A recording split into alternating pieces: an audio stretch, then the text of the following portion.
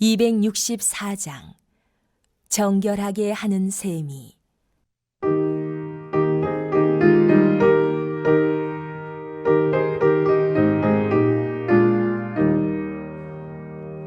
정결하게 하는 셈이 나의 앞에 있도다. 성령께서 권고하심 죄 씻으라 하시네. 찬양하리 찬양하리 죽임당한 어린 양 주께 영광 돌리어라. 우리 죄를 씻어주셨네. 나의 가는 길이 좁고 내 뜻대로 안 돼도 모든 욕심 다 버리고 주만 따라가겠네. 찬양하리 찬양하리 죽임당한 어린 양 주께 영광 돌리어라. 우리 죄를 씻어주셨네. 나의 마음 제단 위에 불길같이 타올라 영원토록 찬양하며 주께 영광 돌리네. 찬양하리 찬양하리 죽임당한 어린 양 주께 영광 돌리어라. 우리 죄를 씻어주셨네.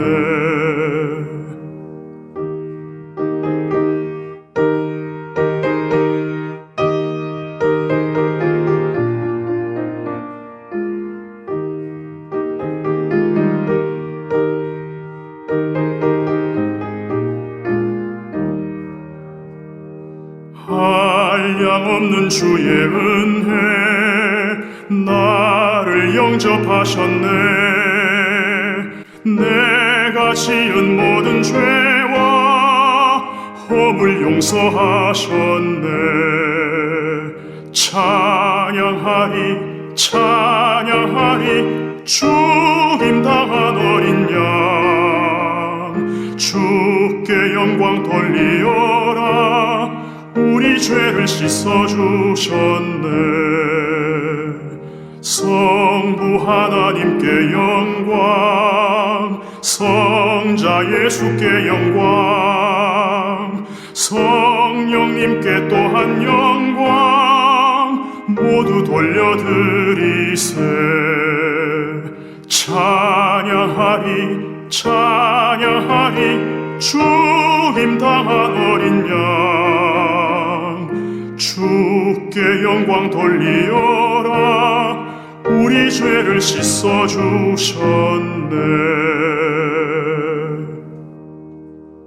제 5장. 만일 누구든지 저주하는 소리를 듣고서도 증인이 되어 그가 본 것이나 알고 있는 것을 알리지 아니하면 그는 자기의 죄를 져야 할 것이요 그 허물이 그에게로 돌아갈 것이며, 만일 누구든지 부정한 것들 곧 부정한 들짐승의 사체나 부정한 가축의 사체나 부정한 곤충의 사체를 만졌으면 부지중이라고 할지라도 그 몸이 더러워져서 허물이 있을 것이요, 만일 부지 중에 어떤 사람의 부정에 닿았는데 그 사람의 부정이 어떠한 부정이든지 그것을 깨달았을 때에는 허물이 있을 것이요, 만일 누구든지 입술로 맹세하여 악한 일이든지 선한 일이든지 하리라고 함부로 말하면 그 사람이 함부로 말하여 맹세한 것이 무엇이든지 그가 깨닫지 못하다가 그것을 깨닫게 되었을 때에는 그 중 하나에 그에게 허물이 있을 것이니, 이 중 하나에 허물이 있을 때에는 아무 일에 잘못하였노라 자복하고 그 잘못으로 말미암아 여호와께 속죄제를 드리되 양떼 암컷 어린 양이나 염소를 끌어다가 속죄제를 드릴 것이요, 제사장은 그의 허물을 위하여 속죄할지니라.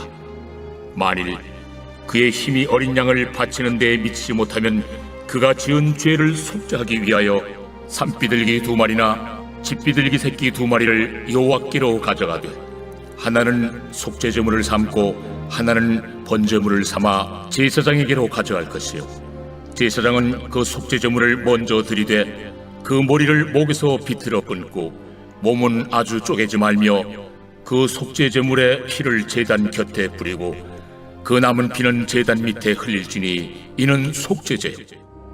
그 다음 것은 규례대로 번제를 드릴지니 제사장이 그의 잘못을 위하여 속죄한즉 그가 사함을 받으리라. 만일 그의 손이 산비둘기 2마리나 집비둘기 2마리에도 미치지 못하면 그의 범죄로 말미암아 고운 가루 10분의 1 에바를 예물로 가져다가 속죄 제물로 드리되 이는 속죄제인즉 그 위에 기름을 붓지 말며 위향을 놓지 말고 그것을 제사장에게로 가져갈 것이요 제사장은 그것을 기념물로 한 구물을 가져다가 제단이 여호와의 화제물 위에서 불사를 지니 이는 속죄제라. 제사장이 그가 이 중에서 하나를 범하여 얻은 허물을 위하여 속죄한즉 그가 사함을 받으리라. 그 나머지는 소제물같이 제사장에게 돌릴지니라. 여호와께서 모세에게 말씀하여 이르시되 누구든지 여호와의 성물에 대하여 부지 중에 범죄하였으면 여호와께 속건제를 드리되 내가 지정한 가치를 따라 성소의 세겔로 몇 세겔 은에 상당한 흠없는 순양을 양떼 중에서 끌어다가 속건제로 드려서 성물에 대한 잘못을 보상하되 그것의 5분의 1을 더하여 제사장에게 줄 것이요 제사장은 그 속건제 순양으로 그를 위하여 속죄한즉 그가 사함을 받으리라. 만일 누구든지 여호와의 계명 중 하나를 부지 중에 범하여도 허물이라 벌을 당할 것이니 그는 내가 지정한 가치대로 양떼 중 흠없는 순양을 속건 제물로 제사장에게로 가져갈 것이요 제사장은 그가 부지 중에 범죄한 허물을 위하여 속죄한즉 그가 사함을 받으리라. 이는 속건죄니 그가 여호와 앞에 참으로 잘못을 저질렀음이니라.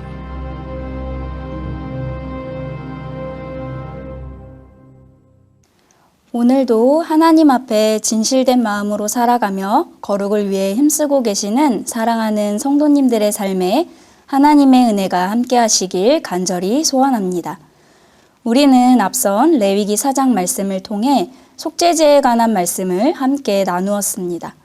그리고 오늘 함께 본 레위기 5장 말씀에서도 앞선 4장에 이어서 속죄제에 관한 내용을 다루고 있습니다. 기본적으로 속죄제는 금지 명령을 무심코 어긴 비고의적인 범죄를 용서하기 위한 것입니다. 그런데 오늘 1절 말씀을 보면 어느 정도 고의성을 인정할 수밖에 없는 예외적인 상황도 등장하고 있습니다. 1절 말씀에서는 누구든지 저주하는 소리를 듣고서도 증인이 되어 그가 본 것이나 알고 있는 것을 알리지 아니하면 그는 자기의 죄를 져야 할 것이요 그 허물이 그에게로 돌아간다고 말씀합니다. 여기서 저주하는 소리는 맹세, 서약의 소리도 담고 있습니다. 맹세나 서약을 위반한 경우 자동적으로 저주가 동반되기 때문에 저주의 소리로 번역이 된 듯합니다. 1절에서는 증인으로서 자신이 보고 들은 바와 아는 바를 분명히 전해야 하는 책무가 있음에도 침묵하고 소극적으로 행동한 일에 대해 죄가 있다고 말합니다. 우리는 우리가 적극적으로 잘못된 행동을 할 때만 죄라고 여기는 경우가 많습니다. 해야 할 일을 하지 않은 것에 대해서는 직접적인 잘못을 저지른 것보다 훨씬 관대한 것이 우리의 심리인 것 같습니다. 하지만 성경은 우리가 해야 할 일을 하지 않은 것도 분명한 죄라고 말합니다. 우리가 잘못한 일을 바로잡지 않고 악과 부조리를 보고도 침묵하고 있는 것 역시 명확하게 죄라고 말합니다. 교회가 세상을 향해 받을 비난이 두려워서 목소리를 내지 않는 것도 마찬가지입니다. 무척이나 어려운 일이라고 생각합니다.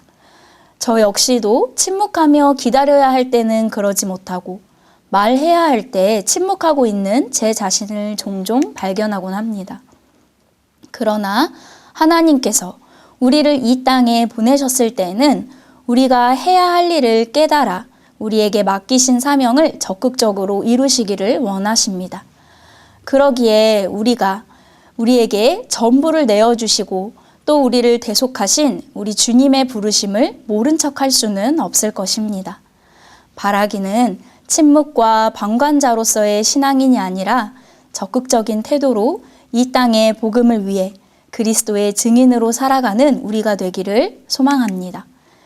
2절과 3절은 죽은 사체에 대해 손을 대거나 모르는 채로 부정한 것을 만졌을 때 그것이 속죄제를 드려야 하는 죄라고 알려주고 있습니다. 우리가 잘 아는 로마서 6장 23절의 말씀처럼 죄의 삭은 죽음입니다. 사체는 죽음의 가장 함축적인 결과를 나타내고 있지요. 나시린의 규정에도 죽은 것에 손을 대지 말라고 말합니다. 그리스도의 구속으로 은혜를 입은 자는 죽음과 사망과 이제는 일절 관계가 없다는 선언적 의미가 그 안에 담겨 있기 때문입니다. 그래서 그런 것에 가담하거나 손을 대서는 안 된다고 말하는 것이죠. 또 3절에서 부지중이라는 표현의 원어에는 감추어졌다라는 의미를 가지고 있습니다. 일이 발생된 직후 망각하거나 일이 발생되었을 때는 의식하지 못하고 있었던 것을 말하기도 합니다. 이처럼 부지중에 지은 어떤 죄일지라도 그냥 넘어갈 수 있는 죄는 아무것도 없습니다. 매우 사소한 것일지라도 없는 것처럼 묻어두고 지나칠 수 있는 죄는 하나도 없다는 것입니다. 나중에 깨달았을 때 반드시 돌이켜야만 합니다. 그만큼 죄는 엄중하고 심각한 것이며 하나님 앞에서 심판을 피할 수 없습니다. 우리는 그 무거운 대가를 분명히 기억해야 합니다. 예수 그리스도께서 우리를 대신하여 행하신 대속의 십자가의 희생의 그 무게가 어떤 것인지 우리는 깨달아야만 합니다. 신앙생활을 오래 할수록 우리의 기도에는 간구의 기도가 많아지지만 참회가 사라져가는 것을 발견하곤 하지 않습니까? 우리의 죄가 예수 그리스도 앞에 이미 해결되었다는 사실에 때론 안주하며 더 이상 죄에 대해 그 무게를 경히 여길 때가 많은 것입니다. 앞서 나눈 것처럼 그리스도의 구속하심으로 우리는 죽음에서 노임받은 자들이 맞습니다. 그러나 그 뜻은 죄를 지어도 상관없다는 뜻이 결코 아닙니다. 오히려 죄와 철저하게 멀어지고 구별되어 더 이상 죄를 짓지 않아야 하는 것이지요. 그러나 여전히 우리는 죄를 짓고 육신의 욕심을 따라 살아갑니다. 이 땅에서 죄와의 싸움은 심각하고 중한 것이라는 그 사실을 기억하는 우리가 되기를 바랍니다. 우리가 구원의 여정을 이루기 위해 여전히 우리 안에 남아있는 죄의 흔적들과 치열하게 싸우며 주의 말씀을 따를 때 하나님께서 베푸신 놀라운 은혜를 더 풍성히 누리고 경험하게 되기를 간절히 소망합니다. 이어서 4절은 성급하고 경솔한 맹세로 인한 잘못을 가리키고 있습니다. 이것 역시도 고의적이라고는 볼 수 없을지라도 1절과 마찬가지로 어느 정도의 본인의 과실을 인정하지 않을 수 없을 것입니다. 왜냐하면 인간은 누구나 완벽하지 않기에 완전히 장담할 수 있는 일은 결코 없다는 사실을 우리는 이미 알기 때문입니다. 즉흥적이고 쉽게 맹세하는 행동은 하나님을 신뢰하기보다 자기 스스로를 믿고 속단하는 행동일 때가 많습니다. 사랑하는 성도 여러분, 자신의 말에 완전히 책임을 지시며 하신 말은 반드시 이루시는 분은 오직 세상을 주관하시는 여호와 하나님 한 분이심을 기억하시기 바랍니다. 당시 모든 맹세는 여호와의 이름으로 이루어지기 때문에 맹세 자체는 악의가 없다고 하더라도 자신이 지키지 못할 맹세를 한다면 그것은 문제가 되었습니다. 인간의 한계와 연약함 때문에 벌어지는 일일지라도 그것도 엄연한 죄라고 말하지요. 그러니 우리는 어떤 영역이나 어떤 문제에 대한 극단적인 맹세나 약속은 주의해야 합니다. 우리의 언행과 행동에 결코 경솔하지 말아야 합니다. 바라기는 나의 인생을 결코 스스로 완벽하게 통제하고 핸들링할 수 없다는 것을 겸손하게 깨닫는 은혜가 우리에게 있기를 소망합니다. 그럴 때 우리는 더욱 하나님을 신뢰하며 하나님 앞에 우리의 모습을 비추어 보아 스스로를 단장하게 될 것입니다. 레위기는 예수 그리스도의 대속과 구속의 의미에 대한 예표를 우리에게 분명히 드러내는 책입니다. 그러면서 동시에 또 레위기는 그 이후 구속받은 백성들이 예배자로서 하나님 앞에 어떻게 예배하고 얼마나 경건하게 살아야 하는지를 더 강조하는 책이기도 합니다. 십자가의 대속은 단순히 우리를 깨끗하게 하는 것 자체가 그 목적이 아닙니다. 정결하여진 우리가 하나님 앞에 예배하고 하나님과 교제하며 살아가기 위함입니다. 레위기는 근본적인 죄의 용서를 넘어 구속의 은혜를 입은 주의 자녀들이 어떻게 거룩하고 정결하게 살아가야 하는지를 구체적으로 드러내고 있습니다. 하나님께서는 레위기의 속죄 제사의 절차를 통하여 세밀하고 아주 친절하게 우리의 삶의 방향을 제시하여 주십니다. 사랑하는 성도 여러분, 우리가 레위기의 말씀을 읽을 때마다 전지전능하신 하나님께서 얼마나 거룩하고 정결하신 분이신지 깨닫는 은혜를 누리시기 바랍니다. 그분은 결코 죄와 함께 계실 수 없기에 우리는 그분과 교제하기 위해 사소한 죄일지라도 부지 중에 지은 죄일지라도 죄를 지을 때마다 매번 그 죄를 깨끗하게 해야 합니다. 이 땅에서 역시 우리가 거룩하지 않고 구별되지 않는다면 우리는 하나님과의 관계를 온전히 누릴 수 없을 것입니다. 이스라엘 백성들이 핏부림의 제사를 드리며 나아갔던 것처럼 우리도 죄와 맞서 거룩하기 위해 치열한 회개의 몸부림이 있어야 할 것입니다. 이제는 예수 그리스도의 보혈을 의지하며 우리의 삶을 예배로 드리기까지 피 흘리는 싸움을 기꺼이 마다하지 않는 우리가 되기를 바랍니다. 말씀을 붙들어 죄와 싸워 우리의 삶을 지켜내는 우리가 되기를 간절히 소망합니다. 이것은 우리에게 주는 부담이 아니라 오히려 하나님과 교제하고 하나님과 친밀함을 누려 하늘의 복과 상급을 누리게 하시려고 우리 하나님께서 베푸신 은혜입니다. 우리 사회의 규칙과 질서 그리고 약속 등은 우리를 제한하거나 불편하게 하거나 지킬 것이 너무 많아 우리를 힘들게 하기 위하여 제정된 것이 아닙니다. 건강하고 바른 사회적 규칙과 법규는 공동체 전체가 잘 조화롭게 이루어가기 위해 만들어진 것이죠. 서로가 어려움 없이 편리함을 누리기 위한 사회적 약속인 것입니다. 교통체계가 교통법이 있기에 우리는 그 규칙과 법규 안에서 보호받고 안전함과 편리함을 누릴 수 있는 것처럼 말입니다.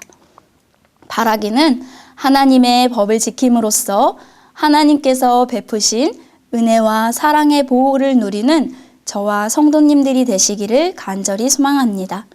정결함을 통해 하늘의 복을 경험하고 이 땅에서 하나님의 통치와 섭리를 바라보는 우리가 되기를 간절히 바랍니다.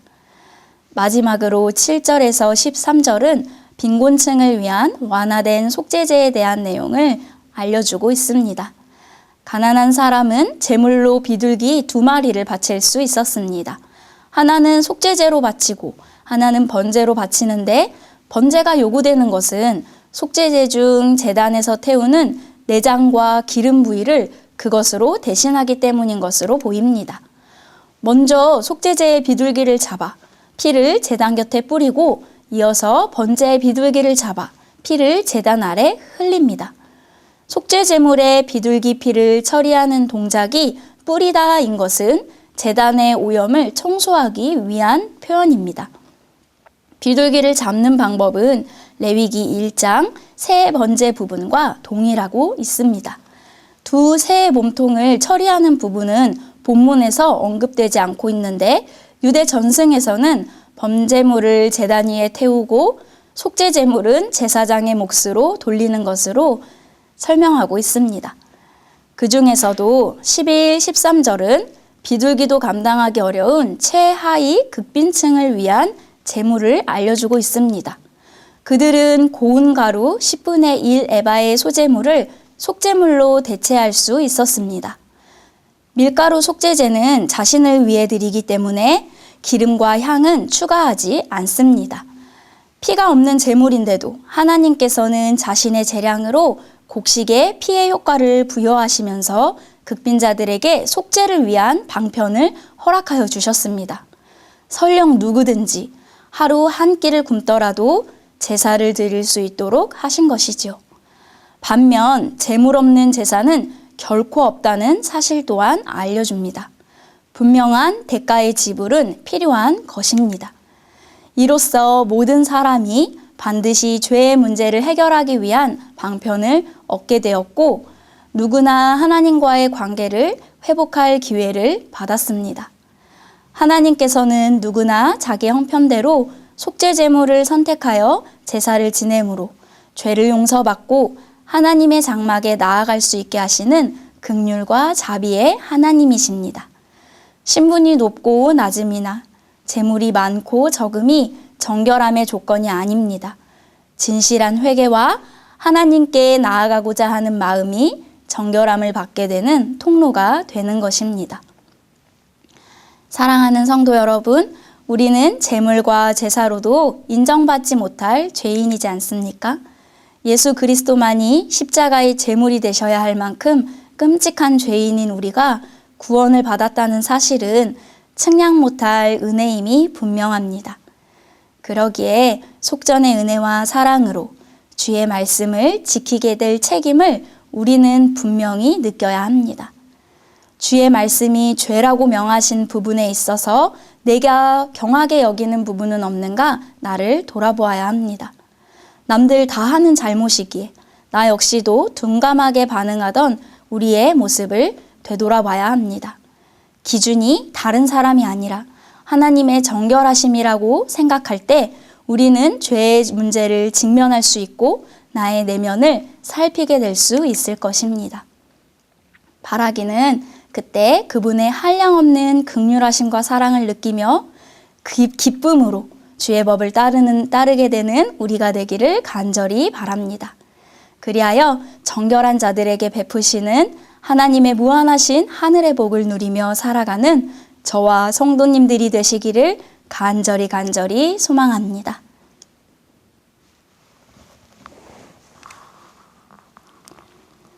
사랑의 하나님 감사합니다. 주께서 우리를 사랑하여 주신 주의 말씀이 오늘도 우리의 영혼을 소생케 하시니 참 감사합니다. 죄로 인해 죽을 수밖에 없지만 그 긍휼하심으로 말미암아 대속하심을 받고 은혜로 주님 앞에 나아갑니다. 날마다 진솔한 회개와 말씀을 따르는 정결함으로 살아갈 수 있도록 인도하여 주옵소서. 하나님께서 기뻐하시는 예배와 삶으로 이 땅에서 베푸신 하늘의 복을 누리는 하나님의 자녀로 살아가게 하옵소서. 하나님과의 친밀한 관계를 누리며 하나님 안에서 기쁨과 감사를 누리는 충만한 복을 경험하는 우리의 인생이 되기를 간절히 소망합니다. 날마다 샘솟는 은혜의 샘으로 정결한 삶으로 나아가기를 간절히 바라오며 우리를 구원하신 예수 그리스도의 이름으로 기도하옵나이다. 아멘.